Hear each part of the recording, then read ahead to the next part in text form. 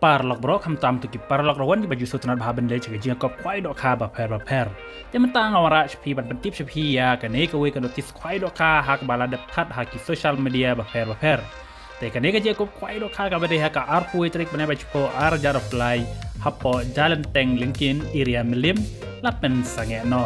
te kat kum ka jing pentip shpi ya kane ka notis kwai dok ka hak ni ki tia bala dep hak ba ka bairung golong lai jar tingka siruyang we kwai Teki price kilong ki bahe ba hadu kata-kata kebantong katan lak kebaar phalak kebalai saulak kebasau arlak bar kebasan cilak arpojar bar ki cilak ru kibun ba hadu katsau katsan teli te ya kan ga je ko faido ka po jalan teng la pen sange no na kadau bom la ger ha ke ba kinong penjat kam tam iba em takar i la pen sange no chitan don ya kan ga je ko faido ka ka bahe ba po jalan teng de namar ba kan ga je ko faido ka kala rem palat ka GST stack ka GST stack haka ba kinong panya kim la shu ban buri la ne ban pen mi ya kane ka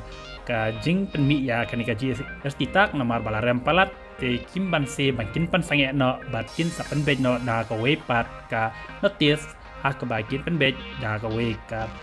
we pat price te nak leng kinong panya kila pha pen tip chap hi ki parlok rawan ba su ba wan shu cha kan ga je ko pai do ka ha ka ar pui trik nai ba ho ar jar apply ha po jalan teng namar ba ya kan ga je ko ya kan ne ga je ko pai do ka la pen sange no da kino punya namar bala rem palat ka GST tax te ange tilas tu baro te to ba wat nomban shu cha kan ga je ko pai do ka ha po jalan teng linking area milim rang kan ne ko le shun